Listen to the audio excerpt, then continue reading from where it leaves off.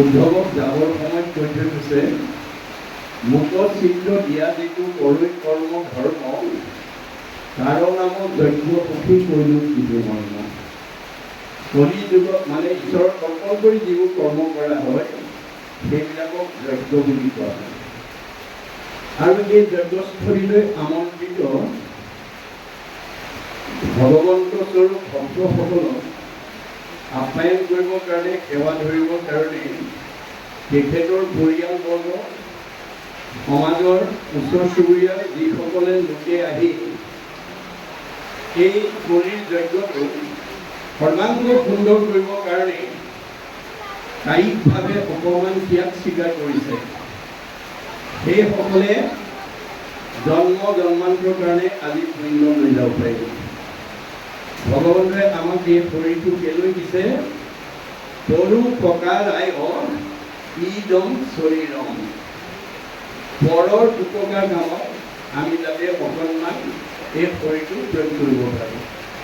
আজি যিসকল তেখেতৰ পৰিয়ালবৰ্গ, সমাজৰ ওচৰ চুবুৰীয়া লোকে আহি বিভিন্ন দিশত অনুষ্ঠানটো সৰ্বাংগ সুন্দৰ হোৱাৰ ক্ষেত্ৰত সহযোগিতা আগবঢ়াইছে, সহায় আগবঢ়াইছে, তেখেতসকলে এটা উপৰঞ্চি পুণ্য আজি জন্ম জন্মান্তৰ কাৰণে লাভ হ'ব। অনাগত দিনত আপোনালোকে এনেকুৱা যজ্ঞস্থানলৈ আমন্ত্ৰণ কৰিলে অকণমান সহায় কৰি দিব পৰাকৈ আহিব পাৰিলে নিজৰ মংগল হ'ব। গতিকে মই শইকীয়া বাপৰ পৰিয়ালটিলৈ মোৰ আগতীয়াকৈ এটা আহ্বান জনালোঁ যে প্ৰথম বাৰ্ষিক এই অনুষ্ঠানৰ প্ৰথম পদক্ষেপ হিচাপে যিমান সুন্দৰ শৃংখলাবদ্ধভাৱে তেখেতে এই অনুষ্ঠানটো অনুষ্ঠিত কৰিছে, এই আদৰ্শৰে এই বছৰে কৰি নেৰিব, জীয়াই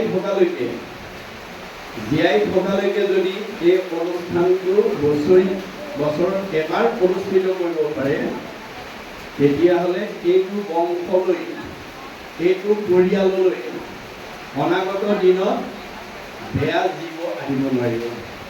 বৃদ্ধ বয়সত পিতৃ মাতৃক বৃদ্ধাশ্ৰমলৈ খেদি পঠিওৱা জীৱ ইয়ালৈ আহিব নোৱাৰিব। শাহু বোৱাৰীৰ মাজত মনোমালিন্য লাগি থকা জীৱ, সীমা ঘৰীয়াৰ মাজত মনোমালিন্য ঘটি থকা জীৱ, সমাজৰ লগত মনোমালিন্য ঘটি থকা জীৱ এইখন ঘৰলৈ আহিব নোৱাৰিব। পোহৰৰ ওচৰলৈ যেনেকৈ আন্ধাৰ আহিব নোৱাৰাটো বিজ্ঞানসন্মত সত্য, যিটো পৰিয়ালত, যিখন ঘৰত ভাগৱত চৰ্চা হৈ থাকিব, ভক্তি ধৰ্ম প্ৰচাৰ হৈ থাকিব, সেইখন ঘৰলৈ কোনো বেয়া জীৱ অনাগত দিনত আহিব নোৱাৰে। গতিকে অনাগত দিনত আহিবলগীয়া জীৱবিলাককো যাতে সংস্কাৰমুখী পথ এৰি থৈ যাব পৰাকৈ 25 বছৰ হ'লে মই জাকজমকতাৰে ৰূপালী জয়ন্তী উদযাপন কৰিম। 50 বছৰত ধৰি দিলে মই সোণালী জয়ন্তী উদযাপন কৰিম। 60 বছৰত ধৰি দিলে মই হীৰক জয়ন্তী উদযাপন কৰিম। 75 বছৰত ধৰি দিলে মই মহাৰজত জয়ন্তী উদযাপন কৰিম। আৰু 100 বছৰত ধৰি দিলে শতবাৰ্ষিকী উদযাপন কৰিম। আজি পৰিয়াল সকলোকে হয়তো শতবাৰ্ষিকলৈকে কালে ৰেহাই নিদিবও পাৰি, কিন্তু এয়া সমস্ত চিন্তাৰ দ্বাৰা, কৰ্মৰ দ্বাৰা বহুত ধন টকা পইচা থাকিলেও এনেকুৱা পবিত্ৰ কাম চবেই কৰিব নোৱাৰিবও পাৰে যদি নাভাবে। মনত ৰাখিব, শইকীয়া বাপৰ পৰিয়ালটিয়ে এনেকুৱা এটা অনুষ্ঠান পাতিম বুলি মনতে ভাবিলে কাৰণে ভাবেন লভতে সৰ্বম। ভগৱানে কৈছে তুমি ভাবা, তোমাৰ সকলো মনৰ বাঞ্ছা মই পূৰণ কৰি দিম। ভাবেন লভতে সৰ্বম, ভাবেন দেৱদৰ্শনম, ভাবেন লভতে পৰম জ্ঞানম, তস্মাৎ ভাব অৱলম্বন। আমি ভাবিবলৈ শিকিব লাগিব ভাল কাম এটা কৰিবলৈ। আজি এই কাৰ্যসূচীয়ে পৰিয়ালটোৱেই নহয়, এই মাইক্ৰফোনৰ যোগেদি ভাগৱতৰ প্ৰতিধ্বনি যিমান দূৰলৈকে গৈছে, একজনে যদি নাম ওচৰলৈ কোনে মানে পাপ সবাৰ ওপৰলৈ, মানুহটো দূৰৰ কথা, মূল ভক্ত দৈত্য থাকে, উদাৰ চৰিত্ৰ, কীট পতংগ কোটিটো পৰয় পবিত্ৰ। পঁইতাচোৰা নিগনি পৰ্যন্ত প্ৰাণী জগতৰ জীৱবিলাকো উদ্ধাৰ হৈ যাব। আৰু পৃথিৱীৰ প্ৰদূষণ বায়ু সংশোধন হৈ যাব। এঘৰ গৃহস্থী সেৱাই যদি ইমানবিলাক মানুহ মাতি আনি আজি ঈশ্বৰৰ কথা শুনাই দিলে আপোনালোকক, আজি শইকীয়াবাবুৰ পৰিয়ালে আপোনালোকক আমন্ত্ৰণ নকৰা হ'লে আপোনালোকে নিজৰ নিজৰ বিষয়ৰ কামত আসক্ত থাকিলেহেঁতেন। এতিয়া চব কাম এৰি আপোনালোকে ঈশ্বৰৰ কথা শুনিবলৈ আহিলে, গতিকে যিকণ সময় ঈশ্বৰৰ কাৰণে দিব সেইকণ অক্ষয় পুণ্য। যিমানে কৃষ্ণক দিয়ে সেইকে অক্ষয়, ইহাক নিবাক একো জনে নকৰে। আজি পুণ্যটো আৰু কোনেও নিব নোৱাৰে। গতিকে এনেধৰণৰ কৰ্ম আঁচনি আমি প্ৰত্যেক গৃহস্থীয়ে যদি বছৰত এবাৰ কৰিবৰ কাৰণে পৰিকল্পনা কৰে, তেতিয়াহ'লে এইখন জগত সত্যযুগ নামি আহিব। মনত ৰাখিব, ভাগৱতে সত্যযুগ নমাই আনিব। দ্বাদশ স্কন্ধত কৈছে, দুৰৱ হৈল কাম ক্ৰোধ লোভ মোহ ছয়, জানিবা এইখনে হয়নে সত্যৰ উদয়। গতিকে সত্যযুগ নমাই আনিব ভাগৱতৰ প্ৰচাৰে। আপোনালোকে প্ৰত্যেকে পৰিকল্পনা কৰি লওক যে আমিও শইকীয়াবাবুৰ পৰিয়ালৰ দৰে বছৰত এবাৰ হ'লেও, আজি তেখেতৰ শক্তি সামৰ্থ্য আছে, বহুত ভকত মাতিছে, কাৰোবাৰ শক্তি সামৰ্থ্য নাই, শক্তি অনুসাৰে তাৰো প্ৰীতি আচৰিবা বুলি কৈছে। এতিয়া কলি যুগত কাৰো ঘৰলৈ ভগৱান আহি তোমালোকৰ পৰিয়াল আয়ুষ্মান হ'ব, ল'ৰা ছোৱালীকেইটা পঢ়া শুনাত ভাল হ'ব, পৰিয়ালটো মংগলে থাকক বুলি ভগৱন্ত আহি কলি যুগত কাৰো ঘৰত কাৰো সমাজত নকয়। কোনে ক'ব? হৰিৰ মূৰ্তিক হৰি ভক্তক দেখিবা, শক্তি অনুৰূপে তাৰো প্ৰীতি আচৰিবা। আপোনাৰ শক্তি সামৰ্থ্য অনুসৰি বছৰত এবাৰ হ'লেও ভকত, কোনোবাই 100জন মাতিছে, আপুনি 10জন মাতক, মাতি এনেকুৱা এটা অনুষ্ঠান পাতক, শক্তি অনুসৰি তাৰ প্ৰীতি আচৰিবা। সমস্ত ভূততে আছে ভগৱান, সেই ভাবি সবাকো কৰিবা বহুমান। চবতে ভগৱন্ত আছে, কিন্তু মূৰ্তিমন্ত হৈ ভকতত আছে। আজি ভকতে আশীৰ্বাদ দিয়াৰ লগে লগে এই পৰিয়ালটিলৈ মংগল নামি আহিব। সজনৰ আশীৰ্বাদে মিলে কৃষ্ণৰ প্ৰভাৱ। মনত ৰাখিব কথাটো। ভগৱন্তৰ পৰা কৃপা পাবলৈ হ'লে ভক্তিৰ মাজেদি আমি যাব লাগিব। কলি যুগৰ মানুহে পোনপটীয়াকে বৈকুণ্ঠপতি কৃষ্ণক লাভ কৰিব নোৱাৰে। কলি যুগৰ মানুহে ভগৱন্তক লাভ কৰিবলৈ কেনেকৈ যাব লাগে গীতা ভাগৱতে কৈছে, কৃষ্ণক পাইবাৰ জানা ভকতিহে পন্থ, ইহাক কহে গীতা ভাগৱত গ্ৰন্থ। গীতা ভাগৱতে কৈছে যে আমি কলি যুগৰ মানুহে ভগৱন্তক পাবলৈ হ'লে ভক্তিৰ মাজেদি যাব লাগিব। আৰু সেই ভক্তিটো ক'ত কৰিব লাগিব? ভকতত ভকতি গানে সৰু সৰু গায় প্ৰণয় অধিক। অৰ্থাৎ নিজৰ জন্ম দিয়া সন্তানতকৈও ভকতৰ প্ৰতি শ্ৰদ্ধা ভক্তি আমাৰ বেছি হ'ব লাগিব। আৰু এই ধৰণে বছৰত এবাৰ যদি ঘৰখনত ভকতৰ পদধূলি নপৰে, সেইখন ঘৰ সাপৰ গাঁত বুলি কৈছে। 24 অৱতাৰৰ অন্যতম অৱতাৰ পৃথু অৱতাৰ কৈছে, যাহাৰ গৃহত নহি উপগত একান্ত হৰি ভকত, তাৰ গৃহতয় পৰপৰ আলয় মহন্তৰ ইটো মত। গতিকে যিখন ঘৰ ভকতৰ পদধূলি নপৰে সেইখন প্ৰদূষণ যুক্ত হৈ থাকে।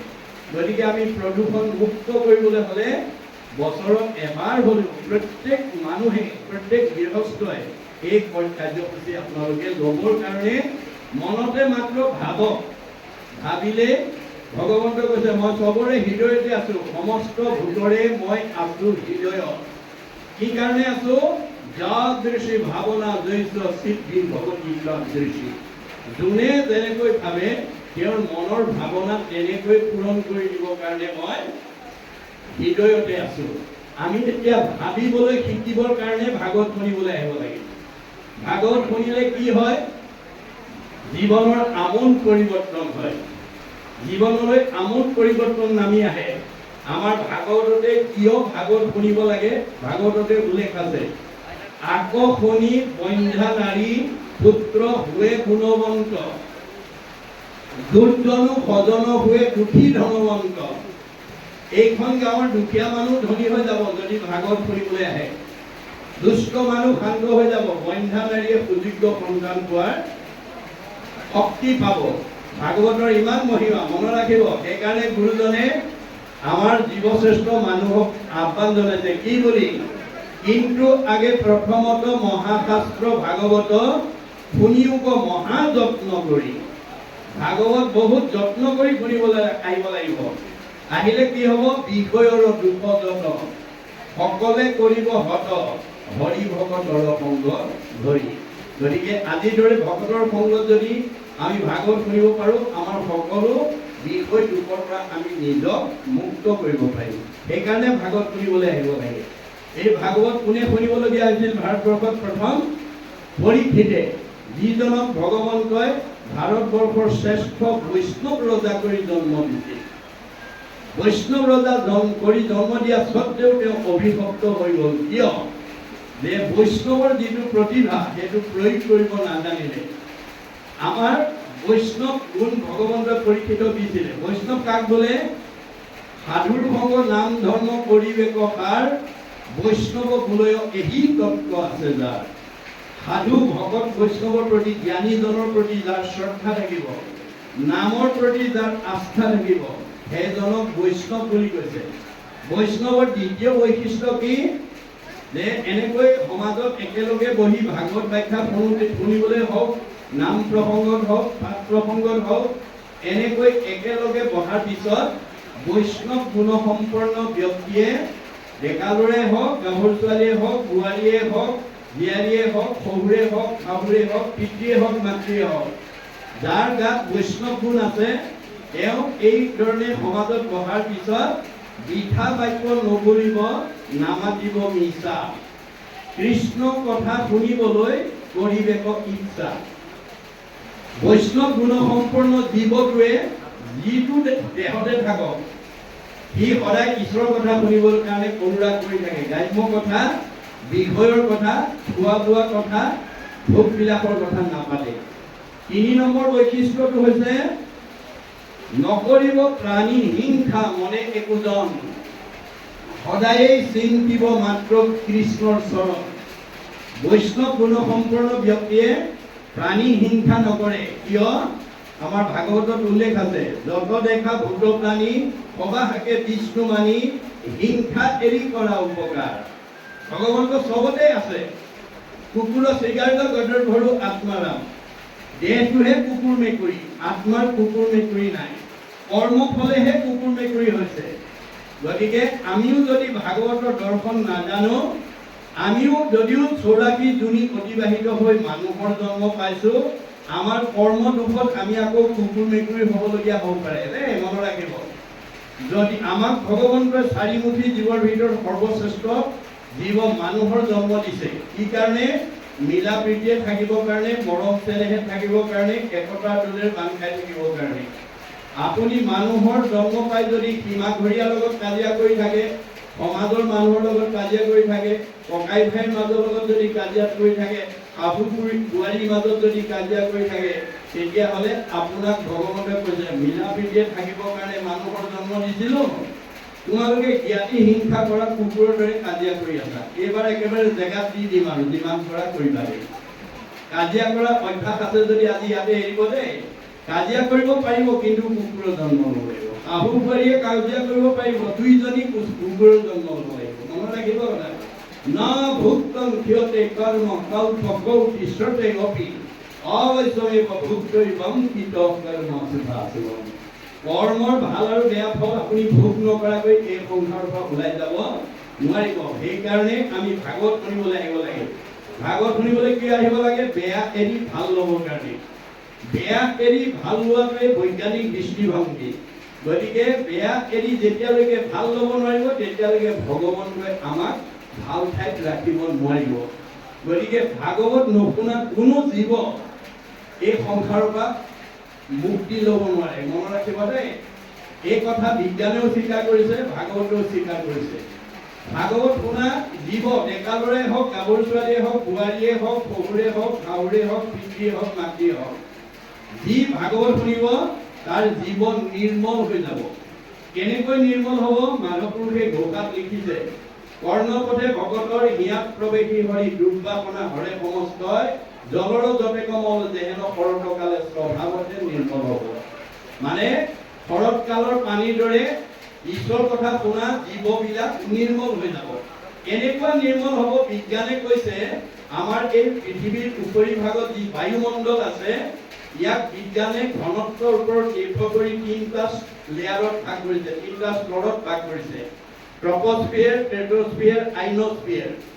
আইনোস্ফিয়াৰক কাল্পনিক বৈতৰণী বুলি কোৱা হৈছে। অৰ্থাৎ আমাৰ জীৱ প্ৰয়াণ হলে এই বৈতৰণী পাৰ হলেহে বৈকুণ্ঠত যাব পাৰিব।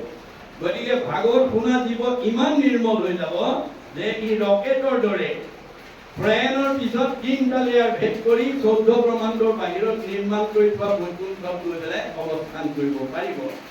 কিন্তু ভাগৱত নুশুনা জীৱ যিমান বিদ্যাৱন্ত, ধনৱন্ত, শ্ৰীমন্ত, সম্পদশালী নহওক কিংবা মলি কাপোৰত যেনেকৈ চাবোন চাৰ্ফ নিদিয়া পৰ্যন্ত মলি কাপোৰৰ পৰা মলি আঁতৰ নহয়, ঈশ্বৰৰ কথা নুশুনা পৰ্যন্ত যিমান ধনৱন্ত, বিদ্যাৱন্ত, শ্ৰীমন্ত নহওক কিংবা সেই জীৱ নিৰ্মল হ'ব নোৱাৰে। সি এই তিনিটা লেয়াৰৰ ভিতৰতে অহা যোৱা কৰি থাকিব লাগিব। মনত ৰাখিব দেই, পুনৰপি জনমম পুনৰপি মৰণম, পুনৰপি জনমম পুনৰপি মৰণম। আমি য'তেই ভগৱানে পূৰ্ব পুণ্যৰ ফলত ৰাখক কিংবা আমি এনেকুৱা অনুষ্ঠানলৈ নিমন্ত্ৰণ পালে 10 বন কাটি কৰি আহিব, কাৰণ আজি ধনটো লগত লৈ যাব। আজি তাৰিখলৈকে যিমানবোৰ ধন ঘটিলো, পকা ঘৰ বনালো, গাড়ী মটৰ কিনিলো, সম্পত্তি কিনিলো, চব এৰি থৈ যাব লাগিব, সেইবোৰ নিব নোৱাৰে। যত দেখা ধন শৰীৰৰ সৃজন, মৰিলে লগে নাযায়। আজি ধনটো লগত যাব। শৰীৰৰ ভগতি পৰম সম্পত্তি ইহ পৰলোকে পায়। গতিকে আমাৰ পৰকালৰ ধন মাধৱৰ নাম, তাক লোৱা গলে বান্ধি ঐক্য এটিক্ষণে এৰা আলজাল আছে মৰি বাহা কান্দি। বতৰ বেয়া, ৰ'দ বেছি, গৰম বেছি, ঠাণ্ডা বেছি, বিভিন্ন কাৰণ দেখুৱাই আমি নিমন্ত্ৰণ পায়ো যদি এনে অনুষ্ঠানলৈ নাহো, তেতিয়াহ'লে আমি পৰকালৰ ধনৰ অভাৱত আমাৰ জীৱবিলাকে পিছত কান্দিবগৈ লাগিব। মনত ৰাখিব দেই, জীৱৰ মৃত্যু নাই, জীৱৰ সংস্কাৰ আছে আৰু গতি আছে। মৃত্যু কাৰ আছে? দেহৰেহে ধৰ্ম জন্ম মৰণ। আমাৰ দেহটোৰহে জন্ম মৃত্যু আছে, জীৱৰ সংস্কাৰ আছে। জীৱৰ সংস্কাৰ কেনেকৈ আছে? গীতাত কৈছে, যেন যুগে তৃণ পাইলে এৰয় অপৰ, জীৱৰ দেহৰ জানা সেহি পতন্তৰ। আমাৰ দেহত থকা জীৱটো শ্ৰেণী যুগৰ দৰে শ্ৰেণী যুগে মুখৰ আগত আন এডাল বন নোপোৱালৈকে যেনেকৈ পিছৰডাল এৰি নিদিয়ে, ঠিক তেনেকৈ আমাৰ দেহত থকা জীৱটো আন এটা দেহ নোপোৱালৈকে ইয়াৰ পৰা ওলাই নাযায়। যেন নৱ বস্ত্ৰক পুৰুষে পিন্ধে আগ, পুৰাতন বস্ত্ৰ পাছে কৰে পৰিত্যাগ।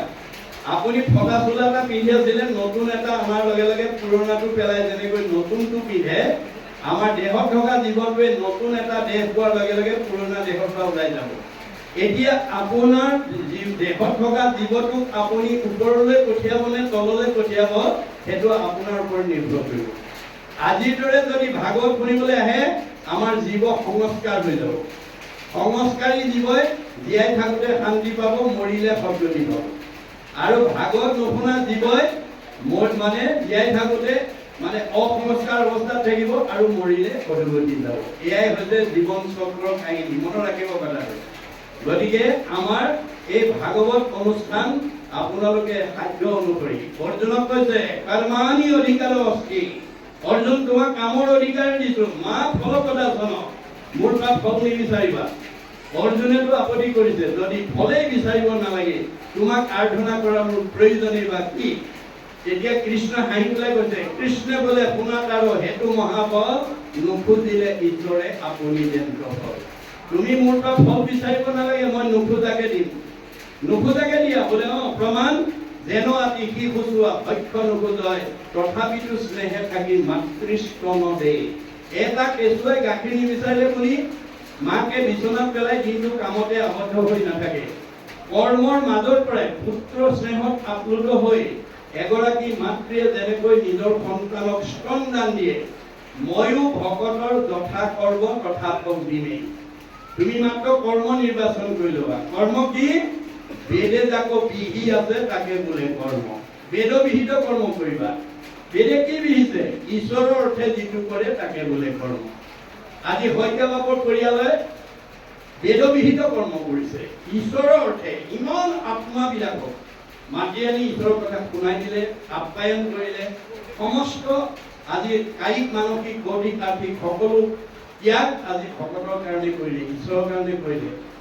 গতিকে ঈশ্বৰৰ কাৰণে কৰা কৰ্মটোকে মানে বেদবিহিত কৰ্ম বুলি কৈছে। ঈশ্বৰৰ অৰ্থে যিটো কৰে তাকে বোলে কৰ্ম। এইটো কৰ্ম হৈছে বেদে যাক নিষেধ দিছে সেইটো অকৰ্ম। বেদে যিটো কৰিব নালাগে বুলি কৈছে সেইটো কৰিব নাপায়। বেদে কি কৈছে? যত দেখা ভূত প্ৰাণী সবা থাকে বিষ্ণু মানি হিংসা এৰি কৰা উপকাৰ। বেদে কৈছে ভগৱন্ত চবতে আছে দেই, পাৰিলে কাৰোবাক উপকাৰ কৰিবা, কাকো হিংসা নকৰিবা। উপকাৰ কৰিলে অনুপকাৰায় পুণ্যম, তোমাৰ পুণ্য জমা হ'ব। পুণ্য হলে তুমি সুখ ভোগ কৰিব পাৰিবা, আনন্দত থাকিবা, ভগৱন্তৰ প্ৰতি অনুৰাগ বাঢ়িব আৰু জীৱই পথ দিব। পাপ আয় পৰপীড়নম, আনক হিংসা কৰিব পাৰিব কিন্তু আপোনাৰ জীৱনলৈ পাপ নামি আহিব। আনক হিংসা কৰাৰ লগে লগে আপোনাৰ পাপ হ'ব। পাপ হোৱাৰ লগে লগে আপোনাৰ জীৱনলৈ দুখ দুৰ্গতি নামি আহিব আৰু আয়ু কমাই দিব। আনক দুখ দুৰ্গতি দিয়া কোনো জীৱই 100 বছৰ ভোগ কৰিবলৈ নাপায়। মানুহ ভগৱানে চবকে 100 বছৰ দিছে। মনুষ্যৰ আয়ুস বৰিষ্ঠ সংখ্যা, সকলোকে 100 বছৰ দিছে। তৎসত্ত্বেও আমাৰ আজি উঠি অহা বহুত প্ৰজন্ম, সমাজৰ বহুত মানুহ 100 বছৰ ভোগ কৰিবলৈ নোপোৱাকে আমাৰ মাজৰ পৰা গুচি গৈছে। কিয়? তেওঁলোকে ভাগৱতৰ নিয়ম নাজানে। ভাগৱতত 8 প্ৰকাৰ সদাচাৰ বান্ধি দিছে। কায়ৰ সদাচাৰ, বাক্যৰ সদাচাৰ, মনৰ সদাচাৰ, গমন সদাচাৰ, শৌচ সদাচাৰ, অন্ন সদাচাৰ, স্নান সদাচাৰ, শয়ন সদাচাৰ। এই 8 প্ৰকাৰ সদাচাৰ যি মানুহে মানিব তাৰ আয়ুস বাঢ়িব।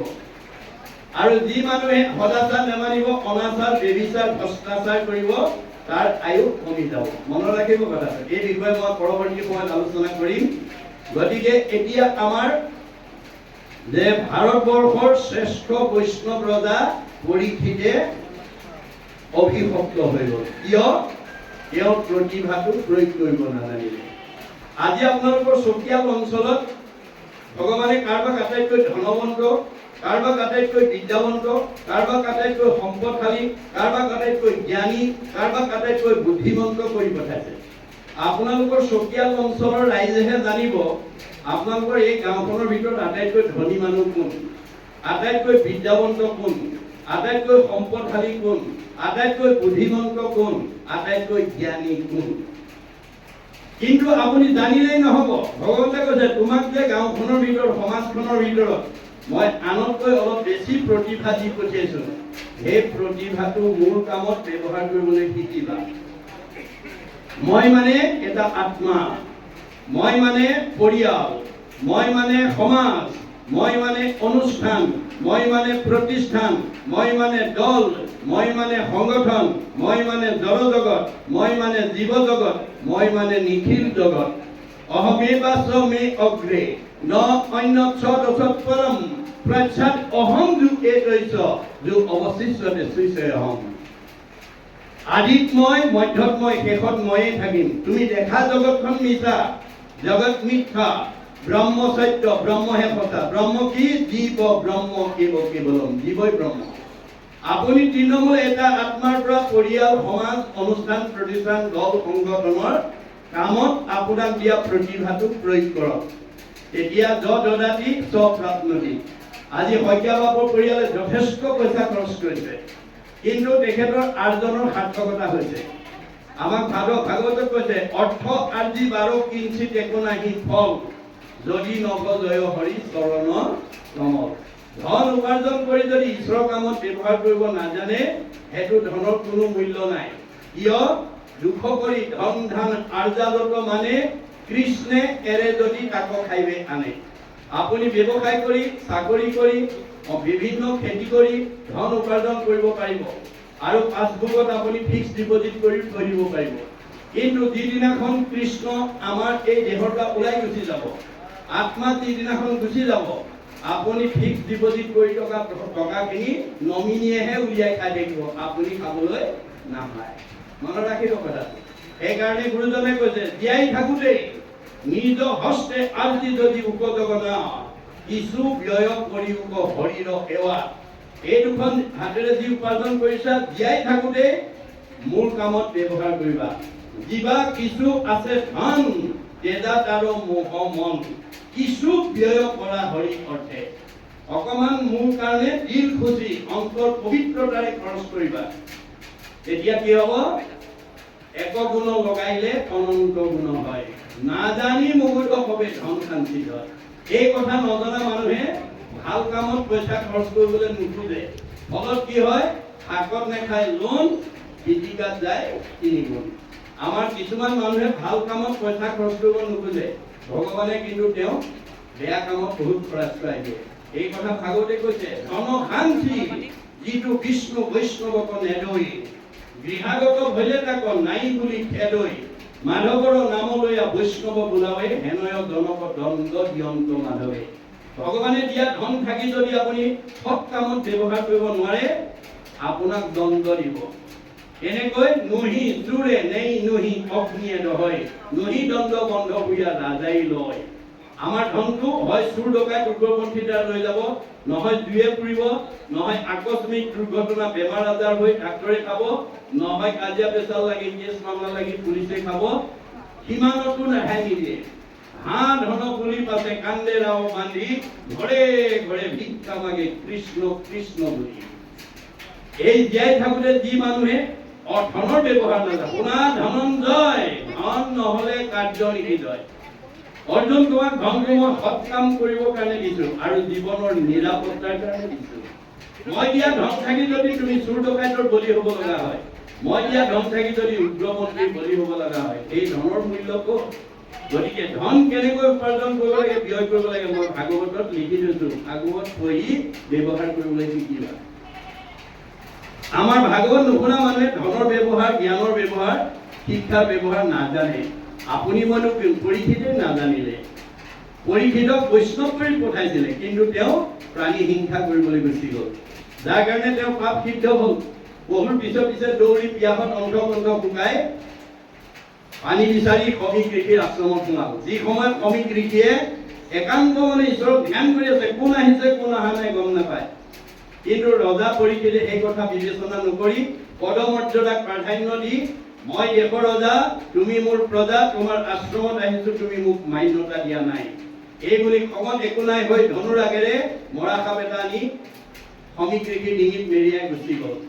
খবৰটো খেলি থকা পুত্ৰ চিংগিমুনিয়ে লগৰীয়াৰ মুখে গম পোৱাৰ লগে লগে দৌৰি আহি দেখিলে, হয় দেউতাকৰ ডিঙত কোনোবা অধমে মৰা সাপ পাৰি গৈছে। তেওঁ কোনো বিবেচনা নকৰি লগে লগে খঙত একো নাই হৈ অভিশাপ দি দিলে, মোৰ দেউতাৰ ডিঙিত যোনে এনেকৈ মৰা সাপ পাৰি থৈ গৈছে, এই তক্ষকে তেওঁ 7 দিনত দংশন কৰি মাৰিব। অভিশাপ দি দিলে, চন্দ্ৰশাপ দি দিলে। খবৰটো লগৰীয়া মুখে পৰীক্ষিত কৰ্ণগোচৰ হোৱাৰ লগে লগে, মই অভিশপ্ত হলো কৰ্মদোষত, মোক তক্ষকে দংশন কৰিব, মোৰ মৃত্যু অনিবাৰ্য। পুতেক জন্মেজক মাতি আনি ক'লে, বোপাই মই কৰ্মদোষত অভিশপ্ত হলো, মোক 7 দিনত তক্ষকে দংশন কৰিব, মোৰ মৃত্যু অনিবাৰ্য। এই সপ্তদিবা পৃথিৱী পৰিচালনাৰ দায়িত্ব তোমাৰ ওপৰত অৰ্পণ কৰিলো, আৰু মই কিবা প্ৰকাৰে তক্ষকৰ দংশনৰ পৰা নিজক বচাব পাৰো নেকি উপায় বিচাৰি যাওঁ। এই বুলি ক'ত গ'ল? গংগাৰ পাৰত গৈ আশ্ৰয় ল'লেগৈ। এতিয়া পৰীক্ষিতে যদি মৃত্যুৰ হাতৰ পৰা নিজক বচাবৰ কাৰণে যদি গংগাৰ আশ্ৰয় ল'ব লাগে, আপুনি মই ল'ব লাগে নে নালাগে? আৰু আজি আমি লৈছো নে নাই? এই কথা আমি আজি প্ৰত্যেকে উপলব্ধি কৰিব লাগিব। কি গংগা? নামেই গংগা। নামে নাতাৰিলে জীৱ আৰু কোনে তাৰে, শ্ৰাদ্ধ কৰি কাক কোনে তাৰিবা পাৰে, কাৰ শ্ৰাদ্ধ কোনে কৰে, শ্ৰাদ্ধ কোনে খায়, কেৱলে নিজৰ মাত্ৰ জীৱিকাৰ উপায়। এয়া মহাপুৰুষৰ বাণী। খবৰটো পোৱাৰ লগে লগে ৰাজ্যৰ সকলো দেৱ ঋষি, ৰাজ ঋষি, ব্ৰহ্ম ঋষি, ঋষিলোকে প্ৰমুখ্য কৰি গণ্যমান্য সকল আহি পৰীক্ষিতৰ সন্মুখত সমবেত হ'ল। এই কথাটো আমাক কি শিকাইছে? এই চকিয়াল অঞ্চলত বিভিন্ন জাতি জনগোষ্ঠী, বিভিন্ন ধৰ্মাৱলম্বী লোক, বিভিন্ন পৰিয়ালৰ, বিভিন্ন বংশৰ লোকে বসবাস কৰি থাকিব পাৰে। বংশৰ ভিন্নতা থাকিব পাৰে, পৰিয়ালৰ ভিন্নতা থাকিব পাৰে, জাতিৰ ভিন্নতা থাকিব পাৰে, সমাজৰ ভিন্নতা থাকিব পাৰে, ধৰ্মৰ ভিন্নতা থাকিব পাৰে, কিন্তু আত্মাৰ ভিন্নতা নাই। আমি ইয়াত থকা সকলো আত্মা ঈশ্বৰৰ অংশ জীৱ। তোমাৰে সেই অংশ আমি যত জীৱ যাক আত্মা দৃষ্টিত আমি সকলো একেখন ঘৰৰ পৰা আহিছো আৰু একেখন ঘৰলৈকে যাম। এই কথা জানি আমাৰ সমাজত সমীপৱৰ্তী কাৰোবাৰ বিপদ আপদ হলে প্ৰধানকৈ জন্ম, মৃত্যু, বিবাহ, তিনিটা অৱস্থাত আমি এটা খবৰ লোৱা, সহানুভূতি জনোৱা, উদগনি দিয়াটো আমাৰ মানৱীয় ধৰ্ম। মৃত্যুৰ আগমুহূৰ্তত পৰীক্ষিতে সকলোকে সন্মুখত দেখা পোৱাৰ লগে লগে প্ৰশ্ন কৰিলে, কোৱা দেৱ ঋষি, কোৱা ৰাজ ঋষি, কোৱা ব্ৰহ্ম ঋষি, কোৱা ঋষিজ, কোৱা গণ্যমান্য সকল, মই কি কৰিলে তৎভগত দংশনৰ পৰা নিজক বচাব পাৰিম। ৰজাৰ প্ৰশ্ন শুনি প্ৰত্যেকে নিজা নিজা অভিমত ক'লে। কোনে ক'লে তপ কৰা, কোনে ক'লে জপ কৰা, কোনে ক'লে যজ্ঞ কৰা, কোনে ক'লে দান কৰা, কোনে ক'লে তীৰ্থ কৰা, কোনে ক'লে স্নান কৰা। নানা ঋষিৰ নানা মত, নানা ঋষিৰ নানা মতে পৰীক্ষিতৰ মৃত্যু ভয় আঁতৰ কৰিব নোৱাৰিলে। অৱশেষত কিয় নোৱাৰিলে এই কথা একাদশ স্কন্ধত উল্লেখ আছে যে ভগৱন্তৰ সৃষ্টি চাৰিমুঠি জীৱৰ ভিতৰত জীৱশ্ৰেষ্ঠ মানুহে আজিৰ দৰে ধৰ্ম আচৰণ কৰি মুক্তিৰ পথ প্ৰশস্ত কৰিব পাৰে। গতিকে কি ধৰ্ম আচৰণ কৰিলে আমি জীৱশ্ৰেষ্ঠ মানুহ হিচাপে এই মায়াময় সংসাৰৰ পৰা নিজক উদ্ধাৰ কৰিব পাৰিম, এই সম্পৰ্কে মহাপুৰুষে একাদশ স্কন্ধত লিখিছে আৰু এই ধৰ্মটোৰ সম্পৰ্কে ভগৱন্তই নিজ মুখেদি কৈছে। আন ধৰ্মবিলাক ঋষিবিলাকৰ মুখেদি কৈছে, আন ধৰ্ম ঋষিৰ মুখে কৰাইলা বেকত, সেইকাৰণে নানা ঋষিৰ নানা মত কহিলা আপোন মুখে নিজৰ ধৰ্ম। যিটো ধৰ্ম আচৰণ কৰিলে আমি এই মায়াময় সংসাৰৰ পৰা উদ্ধাৰ হ'ব পাৰিম, এই ধৰ্মটো তেওঁ নিজৰ মুখেদি ভগৱানৰ নিজৰ মুখেদি কৈছে। সেইটোৱে হৈছে ভাগৱত ধৰ্ম, সেইটোৱে হৈছে ভক্তি ধৰ্ম আৰু সেইটোৱে হৈছে নাম ধৰ্ম। গতিকে আমি নাম নাটাইলে আমাক আনে কৰাব নোৱাৰে। শুকদেৱে আহি প্ৰথম স্কন্ধৰ পৰা দ্বাদশ স্কন্ধ ভাগৱতলৈকে 7 দিন 7 ৰাতি নীৰৱ নিশ্চিন্ন ভাৱে এই ভাগৱত শ্ৰৱণ কৰাৰ লগে লগে দ্বাদশ স্কন্ধ ভাগৱত শুনাৰ লগে লগে পৰীক্ষিত ব্ৰহ্মজ্ঞান প্ৰাপ্ত হৈ গ'ল। মই ইমান সময় মৰিম বুলি যিটো ভয় কৰি আছিলো তাৰ দেখোন মৃত্যুই নাই, অৰ্থাৎ জীৱৰ মৃত্যু নাই, মৃত্যু কাৰ আছে, দেহৰ আছে। গতিকে তেওঁ ব্ৰহ্মজ্ঞান প্ৰাপ্ত হৈ গ'ল, ব্ৰহ্মজ্ঞান প্ৰাপ্ত হৈ গ'ল, মৃত্যুৰ ভয় তেওঁৰ আঁতৰ হৈ গ'ল আৰু তেওঁ দ্বাদশ স্কন্ধ ভাগৱত শুনাৰ লগে লগে তেওঁ মুক্তি লাভ কৰিলে। পৰীক্ষিতে যদি দ্বাদশ স্কন্ধ ভাগৱত শুনাৰ লগে লগে মুক্তি পায়, আজি আৰম্ভণিতে আমাৰ প্ৰিয় দৰ্শনে কৈছে যে আমি যিহেতু প্ৰথম আৰম্ভ হৈছে প্ৰথম স্কন্ধৰ পৰা যদি সেউজী বাপ সকলে, মই এইটো তেখেতসকলক আহ্বান জনাইছো আৰু মই অনুভৱ কৰিছো তেখেতসকলে পাৰিব, ভগৱানে তেখেতসকলক শক্তি দিছে। গতিকে এই দ্বাদশ স্কন্ধ ভাগৱত শেষ নোহোৱা পৰ্যন্ত প্ৰতি বছৰে যদি এই প্ৰথম স্কন্ধৰ পৰা দ্বাদশ স্কন্ধ ভাগৱতলৈকে আজিৰ দৰে পুংখানুপুংখভাৱে আমি যদি নিজে জনাৰ লগতে আমি বহুত লোকে জনাব পাৰো, তেতিয়াহ'লে আমাৰ জীৱবিলাক মুক্তি লাভ কৰিব। মনত ৰাখিব কথাটো। গতিকে আমি মাত্ৰ কৰ্ম আঁচনি ল'ব লাগিব। গতিকে দ্বাদশ স্কন্ধ ভাগৱত শুনাৰ লগে লগে ব্ৰহ্ম জ্ঞান পাই গ'ল যে মই যিটো মৰিম বুলি ভাবিছিলো তাৰ মৃত্যুই নাই, অৰ্থাৎ জীৱৰ মৃত্যু নাই, জীৱৰ কি আছে, সংস্কাৰ আৰু গতি আছে। ভাগৱত শুনাৰ লগে লগে সংস্কাৰ হ'ব, সংস্কাৰী জীৱই পৰম গতি পাব। ভাগৱত নুশুনা জীৱ অহা যোৱা কৰি থাকিব লাগিব। মনত ৰাখিব কথাটো। গতিকে আমি মানুহ হিচাপে এই আঁচনি আমি ল'ব লাগিব। প্ৰত্যেকখন ঘৰতে যাতে বছৰত এবাৰ হ'লেও আমি এনেকুৱা কৰ্ম আঁচনি, ভক্তি, ভক্তি মানে পোহৰ, পোহৰ মানে সত্য, সত্য মানে ঈশ্বৰ। যিখন ঘৰত পোহৰ থাকিব সেইখন ঘৰলৈ আন্ধাৰ আহিব নোৱাৰে। যিখন ঘৰত নাম থাকিব তাত কৃষ্ণ থাকিব। যেই নাম সেই হৰি, জানা নিষ্ঠ কৰি নামৰ সংগ নচৰন্ত হৰি। ভগৱন্তই কৈছে মোতকৈ মোৰ নামটো শ্ৰেষ্ঠ। গুৰুজনাই কৈছে আপোনাৰ মোৰ নামটো শ্ৰেষ্ঠ। আমি ভাগৱত শুনি আছো, বাহিৰৰ পৰা যদি ইয়াত কোনোবা ভাগৱত শুনি থকা ব্যক্তি বা এগৰাকী আইক যদি কোনোবাই অতি জৰুৰী কামত লগ পাবৰ কাৰণে বিচাৰে, যাৰ নামটো কয় তেওঁ উঠি যাব। আপোনাৰ নামটো ক'লে যদি আপুনি উঠি যায়, আপুনি ডাঙৰ নে আপোনাৰ নামটো ডাঙৰ? আমি বুজিব লাগিব মোতকৈ মোৰ নামটোহে ডাঙৰ। মোৰ নামটো ক'লে যদি মই উঠি যাওঁ, এইটো যদি সঁচা কথা হয়, ভগৱন্তৰ নাম ক'লে ভগৱন্ত আহিব নাহিব? আহিব। ভগৱন্তই কৈছে যেই নাম সেই হৰি, নানা নিষ্ঠ কৰি নামৰ সংগ নচৰান্ত হৰি। সেইকাৰণে আমাৰ প্ৰত্যেকখন গৃহস্থীতে পুৱা গধূলি ধূপ ধূনা যাতে জ্বলে, ঈশ্বৰৰ উপাসনা কৰে। তাৰ কাৰণে আপোনালোকে প্ৰত্যেকখন ঘৰতে, মই আপোনালোকক কাৰোবাৰ ঘৰত আজি তাৰিখলৈকে ঈশ্বৰ উপাসনা কৰা জেগা অকণ নাই বুলি ভবা নাই, চবৰে আছে বুলিয়ে ভাবিছো। যদি আপোনালোকে চবৰে আছে তেতিয়াহ'লে জীৱন ধৰা সাৰ্থক হৈছে। হৰি গুণনাম শ্ৰৱণ কীৰ্তন ভজি হৰি চৰণ মনুষ্য হুইবাৰ, এই মানে মাত্ৰ জানা নিজ প্ৰয়োজন। গতিকে আমি জীৱশ্ৰেষ্ঠ মানুহ হিচাপে ঈশ্বৰৰ কথা গুণ নাম পুৱা গধূলি শ্ৰৱণ কৰিব লাগিব। আৰু সেইখন ঘৰত কৃষ্ণ থাকিব।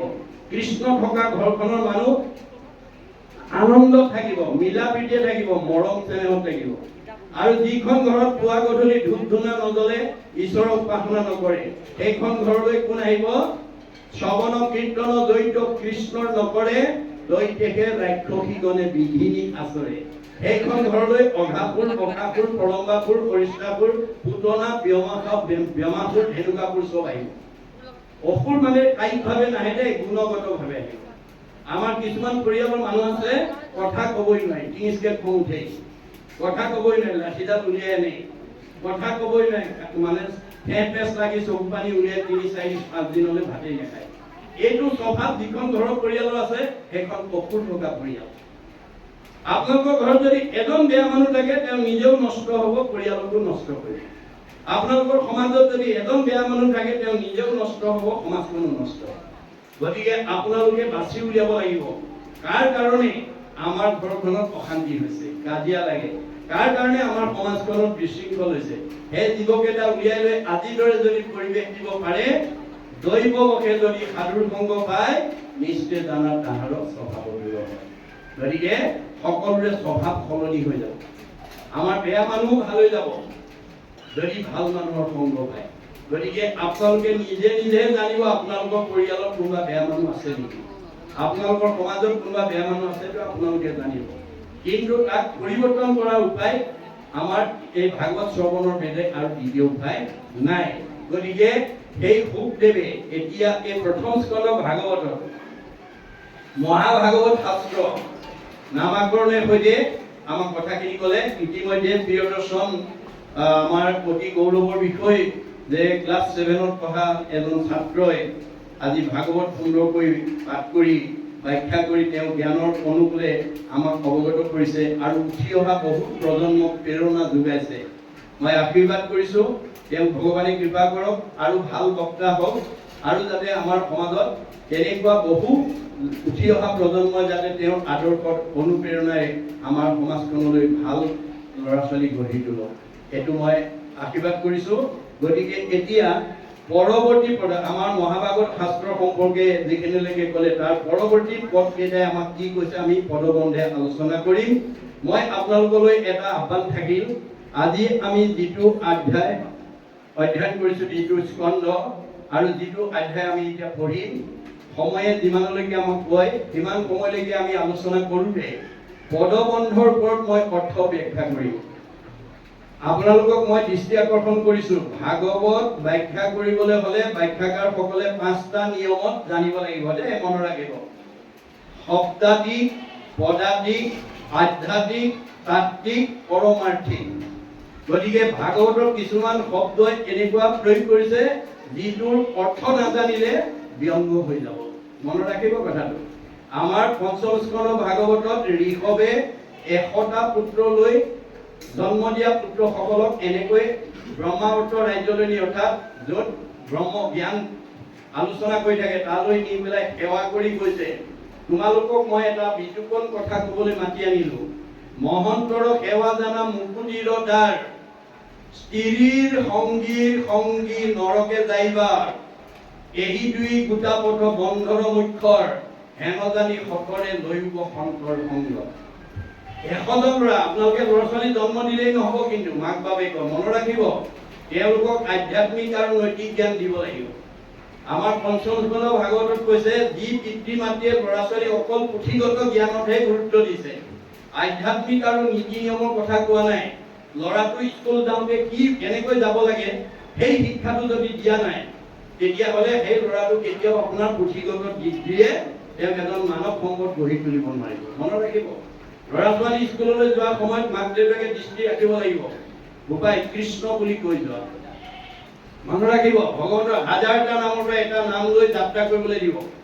যাত্ৰাৰ কালত যি কৃষ্ণ বুলি কৈ যাব, যিটো জনে যাই নাম উচৰি তাৰ পাছে পাছে ভ্ৰমন্ত হৰি, বৎসক স্নেহ যেন ধেনু ধাৱে ভজিও জানি হেন হৰি পাৱে। গৰুজনীয়ে পোৱালিটো যেনেকৈ মানে শত্ৰুৱে আক্ৰমণ কৰিব নোৱাৰাকৈ, শিয়াল কুকুৰে কামুৰিব নোৱাৰাকৈ মুখৰ আগত লৈ যায়, কৃষ্ণ বুলি যিটো মানুহে যাত্ৰা কৰি যাব তাৰ পিছত কৃষ্ণ যাব। কেনেকৈ যাব? একচিত্ত মনে যিটো মহাজনে ফুৰে গুণনাম স্মৰি, তাক ৰক্ষা কৰি ফুৰয় সদায় হাতে কৌমুদকি ধৰি। ঈশ্বৰৰ নাম লৈ যোৱাজনক গদাৰে ৰক্ষা কৰি থাকে, অৰ্থাৎ নামে ৰক্ষা কৰি থাকে। গতিকে আমি যাত্ৰা কালত ল'ৰা ছোৱালীক কৃষ্ণ বুলি কৈ যাবলৈ ককাক আইতাক বহি থাকিলে মাকে বা দেউতাকে ক'ব ককাক সেৱা এটা কৰি যোৱা, আইতাক সেৱা এটা কৰি যোৱা। যদি ককা আইতা নাই, মাক দেউতাক আছে, মাকে ক'ব দেউতাক সেৱা এটা কৰি যোৱা। দেউতাকেও ক'ব লাগিব মাক সেৱা এটা কৰি যোৱা। এই নীতি শিক্ষা মনত ৰাখিব কথাটো। হেন জানি শিশু হ'ব এৰা আনক কৰ্ম, ধৰিও কুমাৰ কালে ভাগৱতৰ ধৰ্ম। ভাগৱতে নীতি ধৰ্ম শিক্ষা দি আছে। আমাৰ এটা জীৱ মাতৃগৰ্ভত স্থিতি হোৱা দিনৰ পৰা মাকে কি খাব লাগিব, কি খাব নালাগিব, কি কৰিব লাগিব, কি কৰিব নালাগিব, কলৈ যাব লাগিব, কলৈ যাব নালাগিব প্ৰমুখ্য কৰি জীৱন মানে শৈলীৰ সমস্ত নীতি আদৰ্শ ভাগৱতত আছে। এই ভাগৱতৰ আদৰ্শ নজনাৰ কাৰণে আজি আমাৰ বহুত দম্পতীয়ে বাঞ্ছিত ফলৰ পৰা বঞ্চিত হৈ আছে। অৰ্থাৎ কাৰোবাক লাগে ল'ৰা এটা, পাই ছোৱালী এজনী, কাৰোবাক লাগে ছোৱালী এজনী, পাই ল'ৰা এটা। ক'ত গণ্ডগোল লাগিল? ভগৱন্তই কৈছে মই তোমাৰ হৃদয়তে আছো, সমস্ত ভূতৰে মই আছো হৃদয়ত। কি কাৰণে আছো? যাৰ দৃষ্টি ভাৱনা দৈত সিদ্ধি ভগৱতী তাৰ দৃষ্টি। তুমি যেনেকৈ ভাবিবা মই তোমাৰ মনৰ ভাৱনা তেনেকৈ পূৰণ কৰিবৰ কাৰণে মই হৃদয়তে আছো। গতিকে মই থকা স্বত্বেও তোমাৰ বাঞ্ছিত ফলৰ পৰা কিয় বঞ্চিত হৈ আছা? তুমি ভাগৱত পঢ়িবলৈ নোযোৱা, তুমি ভাগৱত নপঢ়া। আজি আমাৰ উঠি অহা প্ৰজন্মই ভাগৱত পঢ়িবলৈ নাহে। আজি আমাৰ 60 বছৰৰ ওপৰৰ সকলতকৈ নৱদম্পতীসকল আহিব লাগে, কাৰণ তেওঁলোকৰ ভৱিষ্যত সৃষ্টি কাৰ্য আছে। আপুনি ল'ৰা লাগিলে ল'ৰা দিম বুলি কৈছে, ছোৱালী লাগিলে ছোৱালী দিম কৈছে। ভগৱান কয় তোমাক ল'ৰা লাগিলে ল'ৰা দিম, ছোৱালী লাগিলে ছোৱালী দিম। কিন্তু নিয়মবিলাক ভাগৱতত মই গুৰুৰূপে লিখি থৈ আছো। তুমি ভাগৱত শুনি নিয়মবিলাক মানি চলিবা। এই সম্পৰ্কে মই পৰৱৰ্তী সময়ত আলোচনা কৰিম। মই মাত্ৰ ইংগিত দি গৈছো যে আমি উঠি অহা প্ৰজন্মক যেতিয়ালৈকে ভাগৱত দৰ্শন কৰিব নোৱাৰি, ভাগৱতমুখী কৰিব নোৱাৰি, আপোনালোকে কেতিয়াও বাঞ্ছিত ফল ভগৱানৰ পৰা লাভ কৰিব নোৱাৰিব। কাৰণ নিয়মেই নাজানে, আমাৰ নিয়মেই নাজানে। কোন সময়ত কেনেকৈ গ'লে আপুনি ভবামতে ভগৱানে ফলটো দিব সেই নিয়মেই নাজানে। গতিকে সমস্ত নিয়ম আমাৰ ইয়াত বান্ধি থৈছে। আমি পৰৱৰ্তী সময়ত আলোচনা কৰিম। এতিয়া আমাৰ পৰৱৰ্তী ভাগৱতে আমাক কি ক'ব বিচাৰিছে আমি আলোচনা কৰিম।